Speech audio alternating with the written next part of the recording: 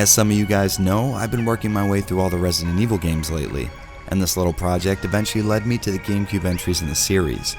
Now, much like most of you guys, I just don't have enough spare cash to justify dropping $250 to $300 on one of these, so I've been using my Wii's component output to capture all my GameCube footage. But the mediocre video signal coming from the Wii, combined with the conversion from analog to digital using my XRGB Mini, left me with some less than stellar results. In my epic search for high quality video from the GameCube, I came across these guys. Eon's take on the GC Video Standard looked damn appealing to me, so I shot them a line, and here we are. So the question is, can this little piece of tech raise the bar on what I expect at a Nintendo's Purple Cube? Well, I'm Jared, and this is Avalanche Reviews.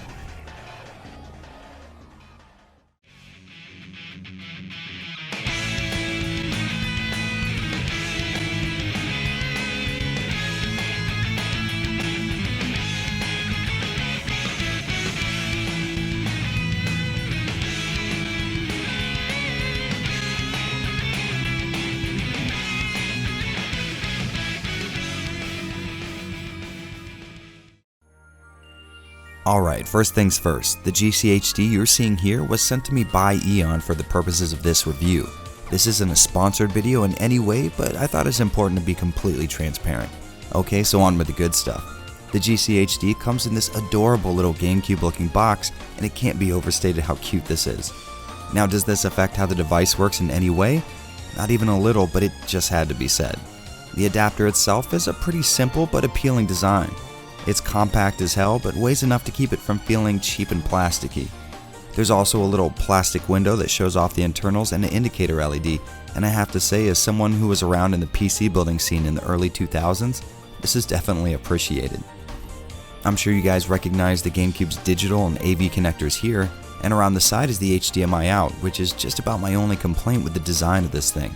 I would have really liked if this port was on the back of the unit so I didn't have to see any cables when looking at the system from the front. A good right angle HDMI cable with a low profile connector definitely solves this problem though. And since we're talking about connectors, I'm gonna have to warn you up front, plugging this thing in makes for a damn tight fit. My first time, I just kinda quit applying pressure when I felt like it wasn't going in anymore, but after getting no picture and not seeing the LED light up, I gave it another strong push and it was in. Now I will say this has gotten a bit better with a few times of unplugging and replugging it in, but it's definitely something you're going to notice. Of course, a little bit of a tight fit might be preferable compared to the alternative. I'm sure some of you guys have heard about other products using GC Video that shorted some GameCubes out. Well, I can confirm this is not an issue with the GCHD. Alright, an HDMI adapter that won't short my console out? Where do I sign up? Well, first we're going to want to make sure you can use the thing. The GCHD only works by using the Cube's digital out port, so make sure you have a first-gen GameCube model DOL001. Anything else and you've got yourself a pretty expensive paperweight. But enough with all the boring stuff, let's get this bad boy up and running. Well, you guys know I love praising my frame meister, but I gotta assume most of you don't have $400 to blow on some great looking retro video, so we're gonna go with a straight representation of what you can expect from the GCHD right out of the box. It may be a bit annoying to have some dead space around the video, but the GameCube is only spitting out 480p, and I wanted to keep the footage as untouched as I could. I definitely can't leave it at 480 since this is what it looks like in a 1080p video, so we'll double it to an acceptable 960p. And here we have it, glorious 480p pulled directly from the internal workings of this GameCube. I have to say I was actually pretty surprised by the results here. Like I said before, I've been capturing all my GameCube footage from the component out of a Wii, and I figured this HDMI signal would be on par with that, but this is a much better picture than I'm used to. There's a very clear jump in sharpness, color vibrance, and black levels here, and when you think about it, that kinda makes sense. I mean, when you think about it, the video from the Wii, on top of not being the highest quality to start with, has to be converted to analog inside the system, then transmitted to your TV, and then converted back to digital so your display can see it. The fact that the GCHD has direct access to the Cube's internal video means that no conversion needs to take place, and this results in an incredibly pure picture. Stacking it up against what most people are probably used to seeing is a big eye-opener too. While I can't speak for the GameCube's composite video output compared to any other consoles, I can say that no one should be forced to play their games this way. Now, it's no secret that regardless of the console being 100% capable of it, most titles do not run at 480p, which means interlaced output. Personally, I feel like my aging Sony TV handles the deinterlacing pretty well. I mean, sure, this isn't as sharp and as vibrant as progressive scan compatible games, but if your TV can handle it, 480i might actually surprise you. Of course, your TV may not do the best job at deinterlacing, or you might want to make sure that there are no combing artifacts in your captured footage. Well, the GCHD, like any other product using the GC video firmware, offers a couple of really cool options.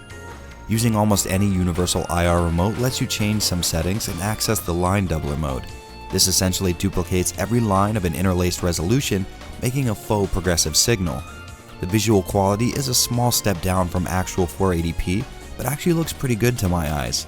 Well, sometimes. Since this mode uses a BOP deinterlacing method, 2D elements can appear a bit juddery thanks to the alternating lines, but this is damn near unnoticeable when you're a couple of feet from your TV. This mode can introduce some extra aliasing, and even though it looks great to me, I know some people don't like this sharp look on games from this generation. There's also a scanline option, and despite the generally negative attitude people have towards this effect on 480p, I actually think it looks pretty great. Of course, YouTube is going to do this no favors, but a little zooming in might solve that. There, see what I mean? Not bad at all. Overall, I have to say the GCHD has really impressed me. As far as Gamecube video goes, there is no better option, but what if I told you it serves another, even more awesome purpose? Oh yeah, you didn't think I was going to end this without addressing the elephant in the room, did you? Thanks to this cheap SD card adapter from China and a nice little piece of software called the Game Boy interface, I'm able to spit out a pure 240p signal to my FrameMeister for some incredibly sharp Game Boy Advance video.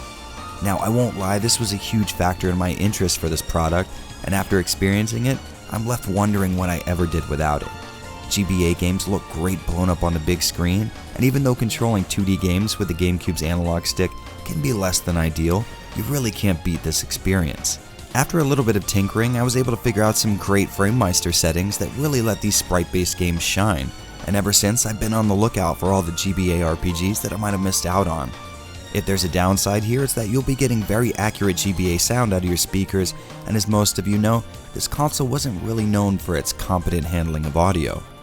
Well guys, I gotta say, this little HDMI adapter far exceeded my expectations. Not only did it deliver pixel-perfect Game Boy Advance footage to my FrameMeister, but it also surprised the hell out of me by making my GameCube games actually look good. Even though I was most interested in testing the Game Boy player, I found myself falling into my small GameCube library and loving every minute of it.